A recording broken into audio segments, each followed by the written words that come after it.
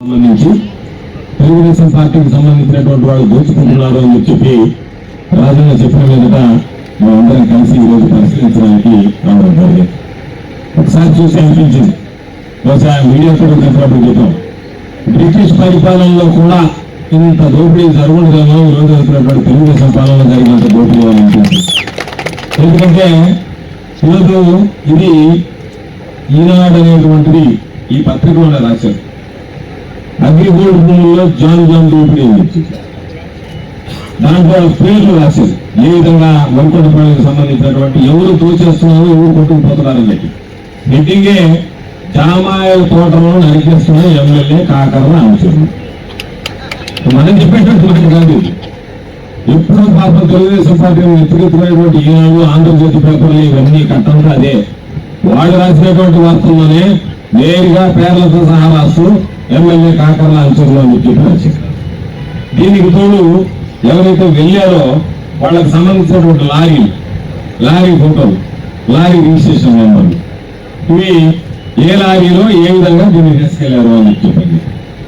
నేను ఈరోజు చెప్పేది లారీలకు సంబంధించినటువంటి నంబర్లు ఉన్నాయి, కొట్టేసినటువంటి వ్యక్తుల పేర్లు ఉన్నాయి. ఈరోజు మీరు చర్యలు తీసుకోరు, ఎలక్ట్రాన్ అధికారం మీరు కాదు.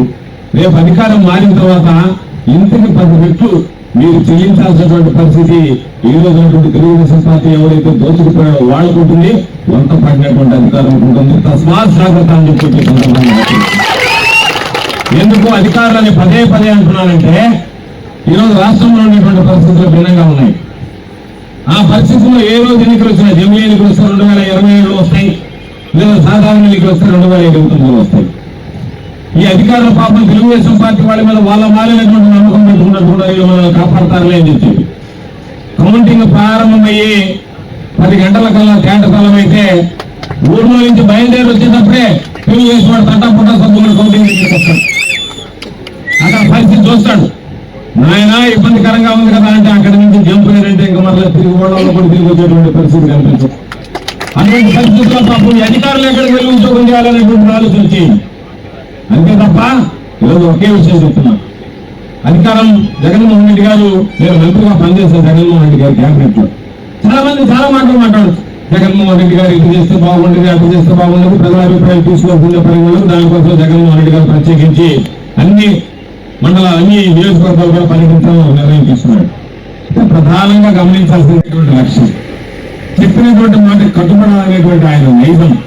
ఆయన పాపం పేదవాడికి సంబంధించి సంక్షేమ పథకాలు అందించడానికి ఎంత కష్టపడ్డాడో, ఎంత ఇబ్బందులు పడ్డాడో అనేటువంటిది మంత్రిగా సహచరుడుగా నేను చూసినటువంటి. కాబట్టి ఈరోజు అవన్నీ కూడా చంద్రబాబు నాయుడు సోదరుడు చెప్పినట్టుగా వేసినటువంటి జగన్మోహన్ రెడ్డి గారికి ఇచ్చారా, లేకుండా ఎగ్గొడితే నాకేంది అని చెప్పాడు. మరి ఏదో గ్రామాధిపతి చెప్పాడు, అయ్యా నిజం చెప్పినటువంటి జగన్మోహన్ రెడ్డి గారికి కౌశలాలు కానీ అబద్ధం చెప్పినటువంటి చంద్రబాబు మాత్రం అధికారం బాగా చేస్తుందని చెప్పాడు. చంద్రబాబు నాయుడు అధికారంలోకి రావడానికి ఏ గడ్డైనా కలుస్తాడు. బహుశా మీ అందరికీ గుర్తుందో లేదో 14 లక్షల కోట్ల అప్పు ఉంది, అయినా సరే నేను సూపర్ 6 పథకాలు చెప్పాడు. 6 పథకాల్లో గ్యాస్ సిలిండర్లు అంటకెక్కిచ్చేసేంత వరకు 700 రూపాయలు కొంతమందికి ముందు ఇచ్చేది. మరలా పాపం అందరూ ఎదురు చూశారు, ఏమని, అయ్యా మనకి ఉచిత బస్సు వచ్చిందని చెప్పి దానికి సంబంధించినటువంటి దాంట్లో ఒక్కొక్కరు వచ్చేసింది ఉచిత బస్సు అని ఎప్పుడంటే మనం ఉగాదన్నారు. ఆ మంత్రం శ్రీరామ్ రకరకాలైనటువంటి డేట్లు చెప్పారు. దసరా అన్నారు, ఉచిత బస్సు మాత్రం వాళ్ళ డేట్లు మాత్రం వస్తుంది. లేదా మనం ఉచిత బస్సు అన్నాం కదమ్మంటే ఆ మంత్రి గారు సెలవు ఇచ్చారు, చావుకోట్లు చల్లగా చెప్పింది. జిల్లా వరకే తిరుగుతాం తప్ప జిల్లా దాటితే టికెట్ కట్టాలని చెప్పింది. కాబట్టి ఉచిత బస్సు అనేటువంటి దృష్టిగా కనిపించేసి చంద్రబాబు నాయుడు దాని గురించి రామానాయుడు, మేమంతా ముందుగా రామానాయుడు కనిపించేవాడు. ఇప్పుడున్నటువంటి ఇరిగేషన్ అలాగే మేము అసెంబ్లీలో ఉన్నప్పుడు రామానాయుడు గారికి రామానాయుడు అనేవాడు.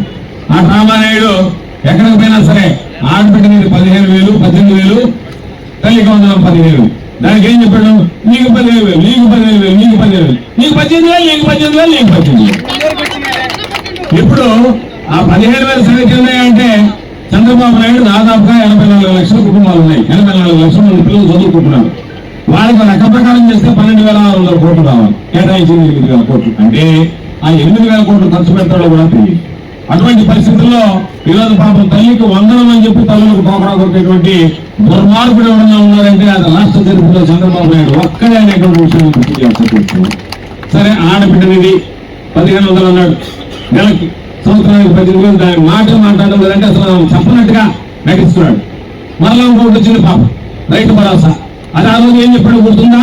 జగన్మోహన్ రెడ్డి గారు వైఎస్ఆర్ రైతు భరోసా PM కిసాన్ 2 కలిపి 12,500 ఇస్తానన్నా, ఒక 1000 పెంచి 13,500 ఇస్తానంటే పెద్ద మనిషి వాళ్ళు ఇచ్చేది నువ్వెట్ట కలుపుకుంటా ఉన్నాడు. అదే నోటుతో ఈ రోజు ఏం కూర్చున్నాడంటే, నేను మాత్రం 14,000 ఇస్తా, 6,000 రూపాయలు తెలుగుదేశం పార్టీకి సంబంధించి మేము కేంద్ర ప్రభుత్వం ఇచ్చే రోడ్డు కలుపుకుంటామని చెప్తున్నాడు. అంటే నేను 20,000 రూపాయలు ఇస్తా, తెలుగుదేశం కేంద్ర ప్రభుత్వం ఇచ్చేటువంటి జరుగుతుందని చెప్పి.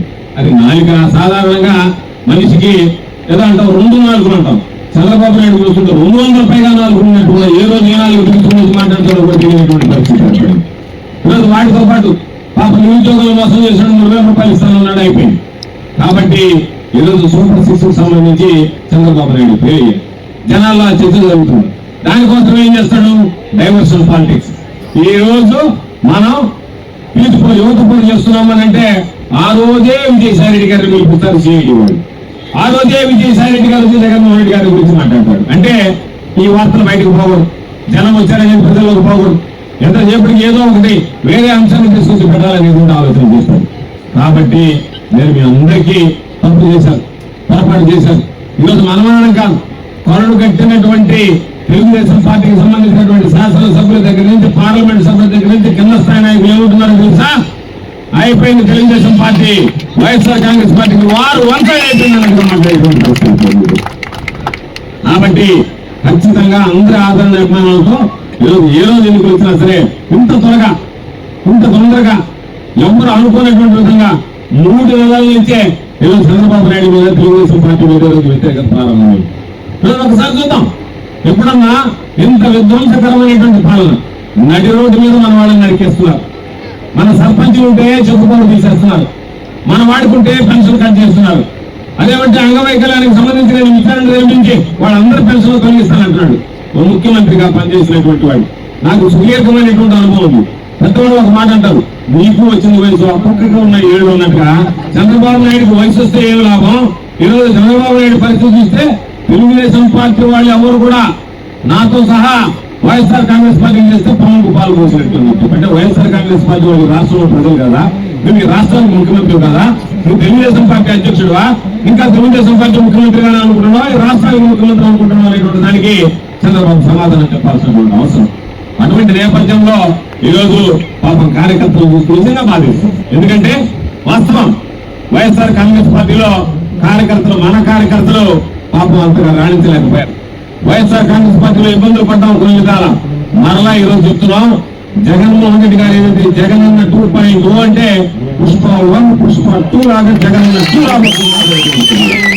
జగనన్న 2వ భాగం చూస్తే ఆయన ప్రత్యక్షంగా చెప్పాడు, మరలా ఏదన్నా ఉంటే కార్యకర్తలకు సంబంధించినటువంటి ప్రాధాన్యత ఇస్తామని చెప్పి. చంద్రబాబు నాయుడు లాగా చెప్పి వదిలేసేటువంటి వాడు జగన్మోహన్ రెడ్డి గారు కాదు. జగన్మోహన్ రెడ్డి గారు ఏదన్నా ఒక మాట చెప్పాడు అంటే ఆ మాట తూచా తప్పకుండా నెరవేర్చగలిగినటువంటి దమ్ము, ధైర్యం, సత్తా, శక్తి స్తోమత ఉన్నటువంటి వాడు మన నాయకుడు జగన్మోహన్ రెడ్డి గారు. కాబట్టి ఖచ్చితంగా ఎవరికి ఏ చిన్న అవసరం వచ్చినా సరే అందుబాటులో ఉంటాం. ఎవరికి